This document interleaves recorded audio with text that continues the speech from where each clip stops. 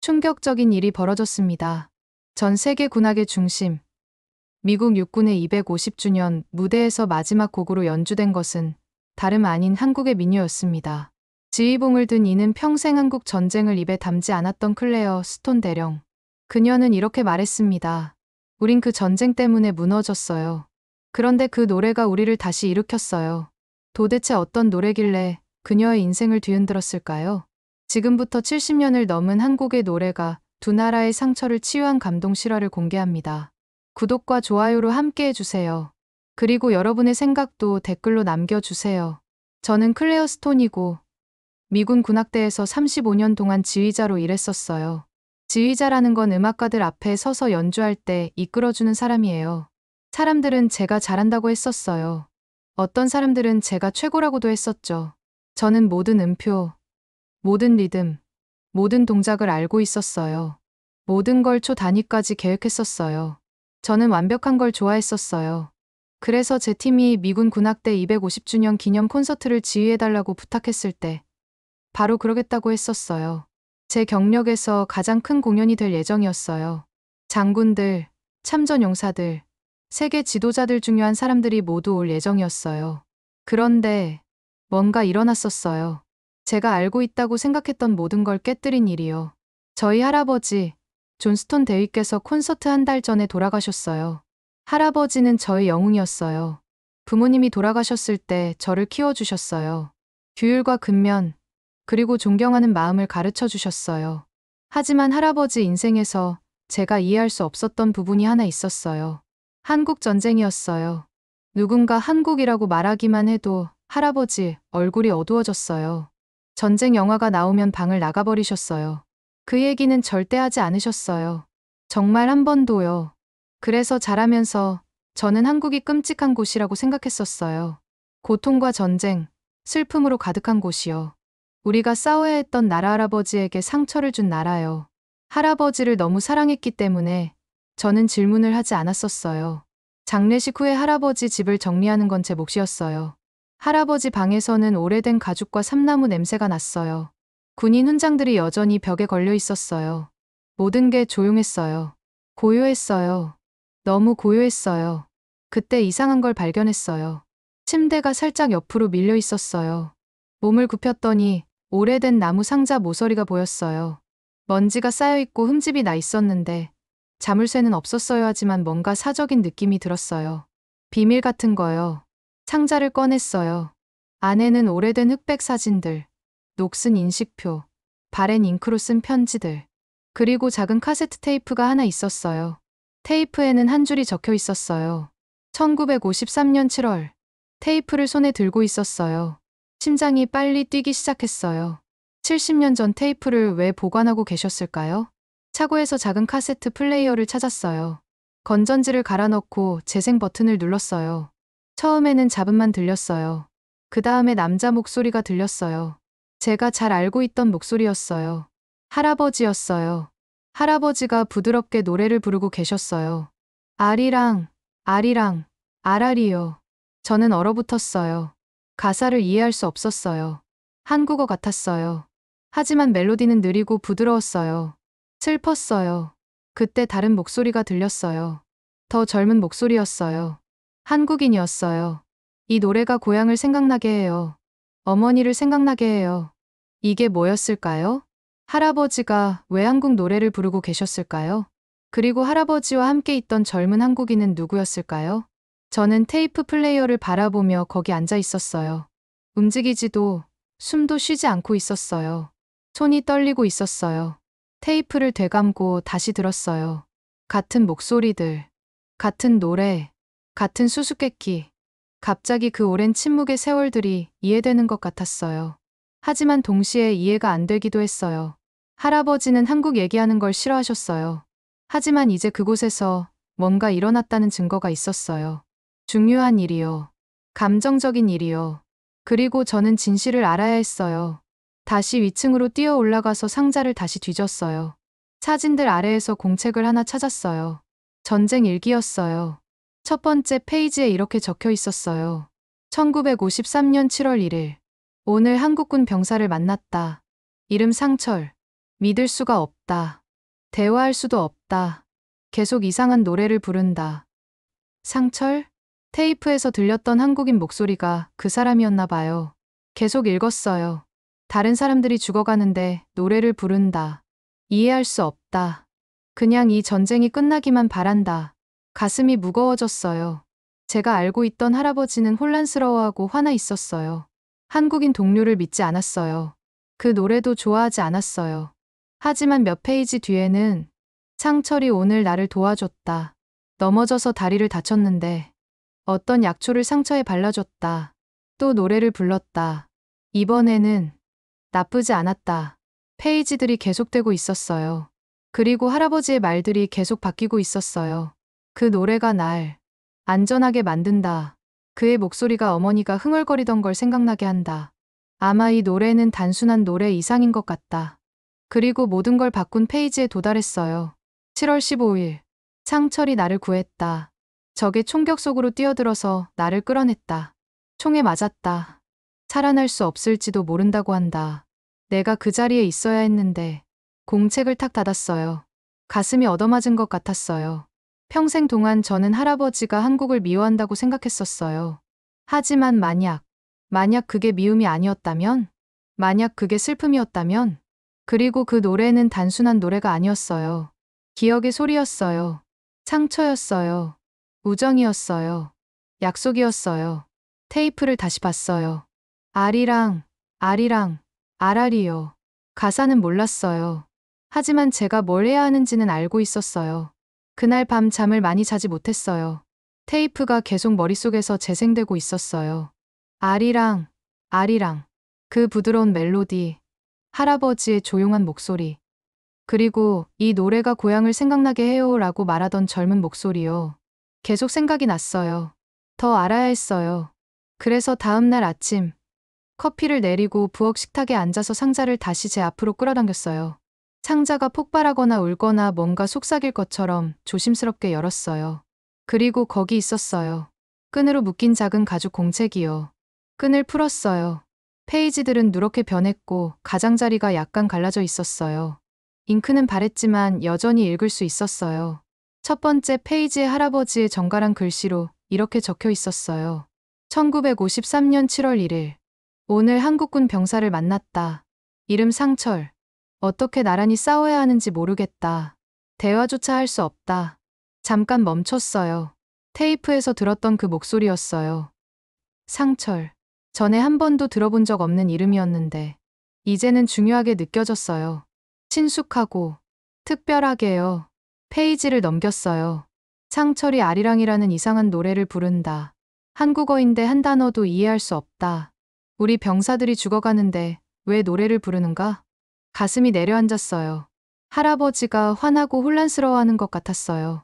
어쩌면 차갑기까지 했어요.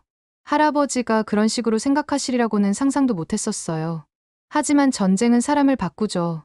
할아버지는 상처를 이해하지 못했었어요. 그 노래도 이해하지 못했었어요. 하지만 저도 마찬가지였어요. 아직은요? 계속 읽었어요. 오늘 나에게 물을 줬다. 여전히 많은 대화는 할 수 없다. 하지만 많이 웃는다. 너무 많이. 어쩌면. 저도 살짝 미소를 지었어요. 아무 일도 없는 것처럼 상철이 할아버지에게 웃어 보이는 동안 할아버지가 눈을 굴리는 모습이 상상됐어요. 하지만 상황이 바뀌고 있었어요. 페이지의 글만 봐도 느낄 수 있었어요. 오늘 정찰 중에 다쳤다. 다리를 심하게 긁혀서 피가 났다. 상철은 한마디도 하지 않았다. 그냥 무릎을 꿇고 작은 주머니에서 잎사귀들을 꺼냈다. 손으로 으깨서 내 다리에 눌러붙였다. 미쳤다고 생각했다. 하지만 출혈이 멈췄다. 약초 치료요? 그런 게 가능한 줄도 몰랐어요. 또 노래를 불렀다. 아리랑을. 이번에는 그만하라고 하지 않았다. 숨을 참았어요. 뭔가 바뀌었어요. 할아버지가 더 이상 화나지 않았어요. 오히려 궁금해하고 있었어요. 어쩌면 위로받기까지 했을지도요. 다른 페이지를 넘겼어요. 힘든 밤. 멀리서 총소리. 모두가 긴장했다. 하지만 상철은 소총을 청소하면서 그냥 그 노래를 흥얼거렸다. 이상하다. 이제 그 노래가 거슬리지 않는다. 아마 어머니를 생각나게 하는 것 같다. 그 줄이 마음에 와 닿았어요. 전쟁 중에 어머니를 기억하기 위해 노래를 부른다는 생각, 그건 강력했어요. 페이지를 빨리 넘겼어요. 7월 12일. 오늘 아리랑이 무슨 뜻인지 물어봤다. 영어로 어떻게 설명해야 할지 몰랐다. 그냥 마음의 노래. 슬픈 날에, 고향 그리운 날에, 이별하는 날에라고 했다. 그 말이 제 마음에 남았어요. 마음의 노래. 소름이 돋았어요. 할아버지가 이해하기 시작했었던 걸까요? 오늘 밤밖에 앉아서 둘 다 별을 봤다. 영어로 형제를 어떻게 말하는지 가르쳐 줬다. 그는 형이라고 했다. 한국어로 형이라는 뜻이다. 나를 그렇게 불렀다. 뭐라고 해야 할지 몰랐다. 그래서 그냥 미소를 지었다. 눈을 깜빡였어요. 그러니까 정말로 가까워졌었던 거예요. 말 없이도, 전쟁 중에도. 하지만 그 다음 페이지는 지저분했어요. 글씨가 떨려 있었어요. 7월 15일. 정찰 중에 너무 멀리 나갔다. 적의 총격에 갇혔다. 끝났다고 생각했다. 책을 더 꽉 잡고 있는 제 손을 느꼈어요. 창철이 명령을 어겼다. 들판으로 뛰어들었다. 나를 끌어냈다. 사방에 총알이 날아다녔다. 맞았다. 가슴에, 팔에. 도움을 달라고 소리쳤지만 너무 늦었다. 읽기를 멈췄어요. 눈이 따가웠어요. 무슨 일이 일어났는지 이미 알고 있었지만 할아버지가 직접 쓴 글로 읽으니까 예상보다 훨씬 아팠어요. 의사들은 살아날 수 없을지도 모른다고 한다. 그가 나를 구했다. 왜 그래야 했을까? 내가 그 자리에 있어야 했는데. 마지막 문장에는 밑줄이 그어져 있었어요. 공책을 조심스럽게 닫았어요. 할아버지와 함께 그 몇 줄을 산 것 같은 기분이었어요. 이제 이해했어요. 할아버지는 한국을 미워하지 않았었어요. 마음이 상해 있었던 거예요. 형제 같았던 사람을 잃었던 거예요. 약을 주고, 물을 주고, 위로해주던 사람, 그리고 마지막에는 생명을 준 사람을요. 그리고 아리랑은? 그건 단순한 한국 노래가 아니었어요. 그들의 노래였어요. 그들의 기억이었어요.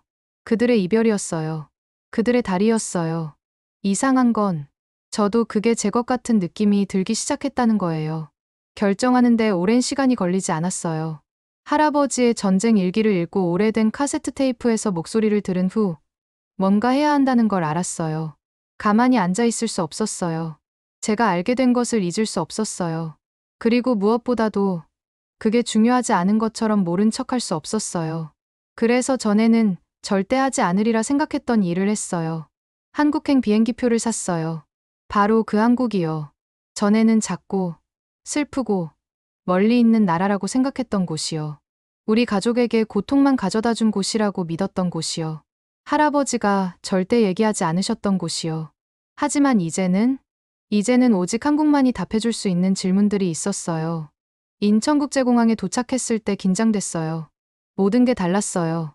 표지판들이 한국어로 되어 있었고, 사람들이 제가 이해할 수 없는 언어로 빠르게 얘기하고 있었고, 음식 냄새도 낯설었어요. 하지만 무서운 대신에 신났어요. 공항이 깨끗하고 현대적이고 평온했어요. 직원들이 길을 찾는 걸 도와줬어요. 사람들이 정중하게 인사하고 친절하게 미소 지었어요. 할아버지의 악몽 속에 나오는 전쟁으로 망가진 곳 같지 않았어요. 평화로웠어요. 안전했어요. 심지어 아름답기까지 했어요. 깊게 숨을 쉬고 혼잣말로 속삭였어요. 좋아. 할아버지. 저 왔어요. 할아버지 일기에 적혀있던 도시인 안동으로 가는 고속열차를 탔어요.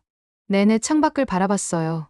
초록빛 산들, 맑은 강, 작은 마을들, 그리고 땅 위에 담요처럼 펼쳐진 논밭들을 지났어요. 모자를 쓰고 밭에서 일하시는 할머니들을 봤어요. 자전거를 타고 기차에 손을 흔드는 아이들을 봤어요.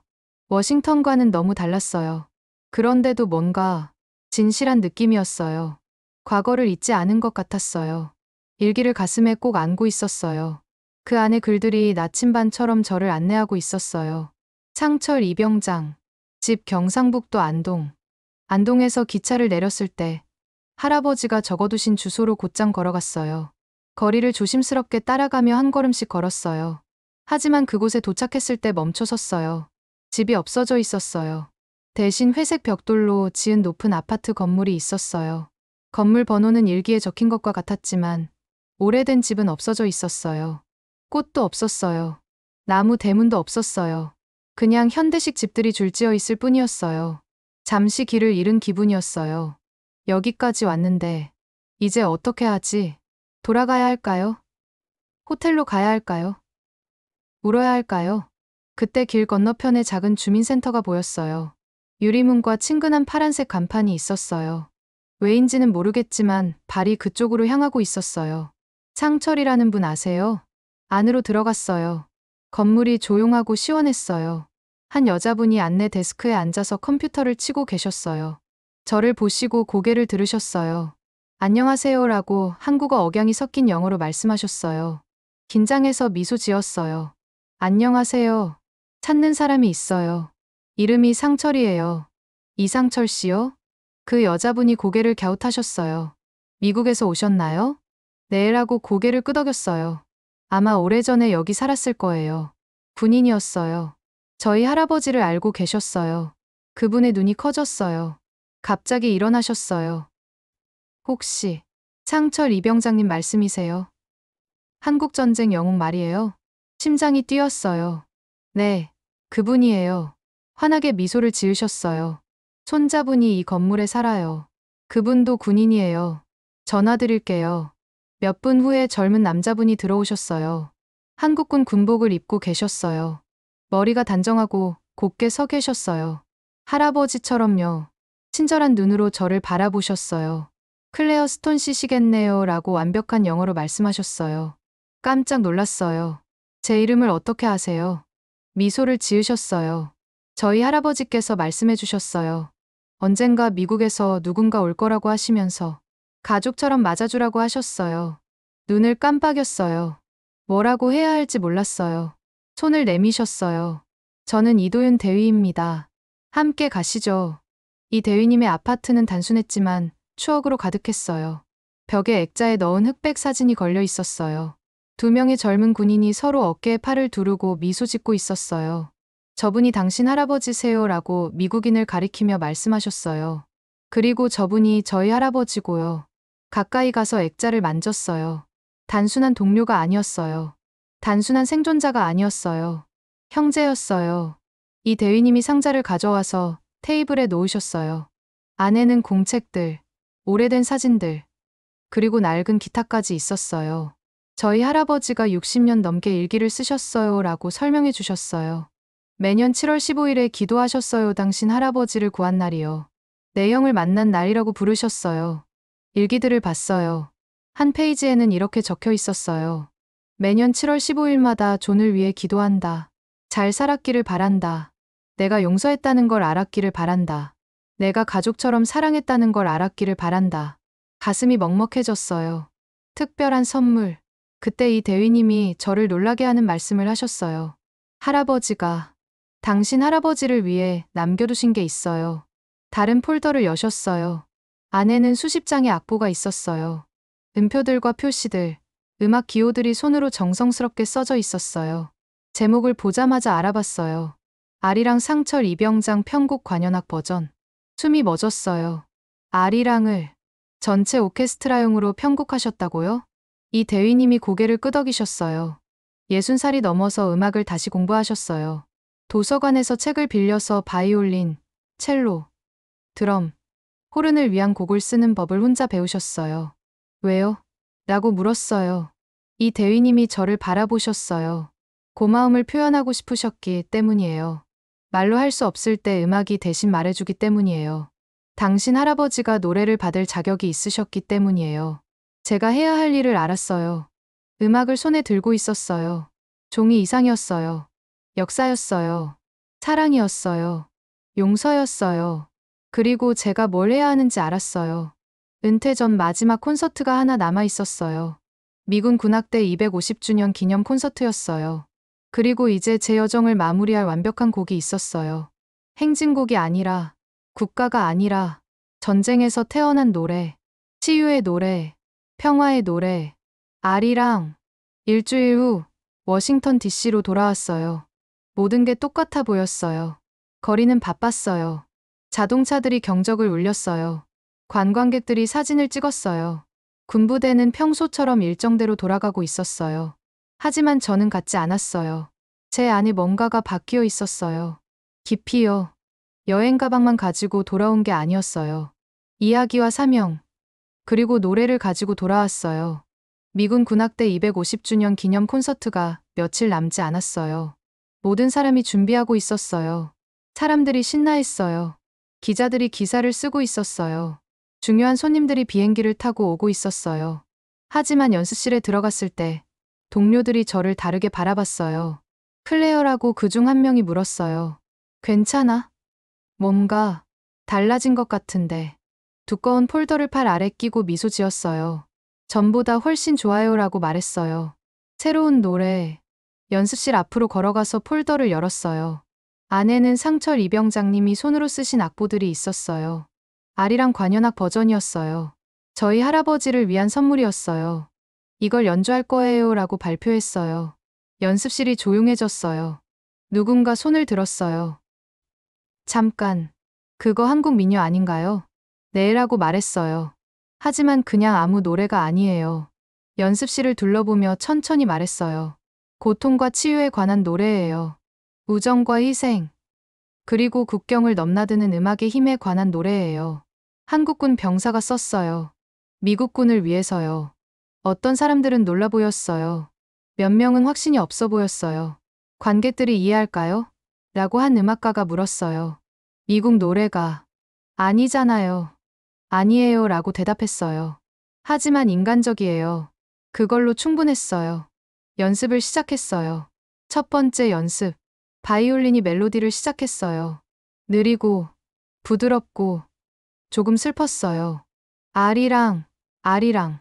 호른이 다음에 합류했어요. 따뜻함과 기억을 더했어요. 첼로가 아래에서 흥얼거렸어요. 심장 박동처럼 꾸준하게요. 드럼이 부드럽게 들어왔어요. 눈 위에 발자국 소리처럼요. 소리가 커지면서 연습실이 바뀌었어요. 사람들이 속삭이는 걸 멈췄어요. 휴대폰을 보는 것도 멈췄어요. 그냥 들었어요. 아무도 음악이 그렇게 강력할 거라고 예상하지 못했어요. 마지막 음표를 연주했을 때 10초 동안 아무도 말하지 않았어요. 그 다음 누군가 속삭였어요. 정말 아름다웠어요. 콘서트 밤이 왔어요. 콘서트 홀이 꽉 찼어요. 군인들, 참전용사들, 가족들, 그리고 여러 나라에서 온 손님들이 좌석에 앉아 있었어요. 어떤 사람들은 군복을 입었어요. 다른 사람들은 정장과 드레스를 입었어요. 카메라가 플래시를 터뜨렸어요. 무대 뒤에서 지휘봉을 들고 마음을 진정시키려고 했어요. 첫 번째 줄에서 이도윤 대위님을 봤어요. 한국에서 여기까지 비행기를 타고 오셨어요. 자랑스러워 보이셨어요. 그리고 조금 감정적이셨어요. 작게 고개를 끄덕여 드렸어요. 대위님도 고개를 끄덕이셨어요. 무대로 걸어 나갔어요. 조명이 저를 비췄어요. 오케스트라가 조용히 앉아서 준비되어 있었어요. 관중을 향해 돌아서서 숨을 쉬었어요. 그리고 지휘봉을 들었어요. 아리랑이 시작되다. 첫 번째 음이 울렸어요. 부드럽고, 느리고, 슬펐어요. 누군가 작별 인사를 하는 것 같았어요. 그 다음 음악이 커졌어요. 층층이요. 현악기, 홀은, 목관악기, 타악기. 더 이상 단순한 민요 같지 않았어요. 역사 같았어요. 같은 하늘 아래 있던 두 군인이 물을 나누고 상처를 감싸주고 전쟁의 고통을 잊기 위해 노래하는 소리 같았어요. 음악이 홀을 가득 채우는 동안 이 대위님을 봤어요. 울고 계셨어요. 저도 울고 있었어요. 그리고 부끄럽지 않았어요. 왜냐하면 이건 단순한 음악이 아니었거든요. 이건 감사였어요. 이건 용서였어요. 이건 가족이었어요. 마지막 음이 사라졌을 때 홀이 다시 조용해졌어요.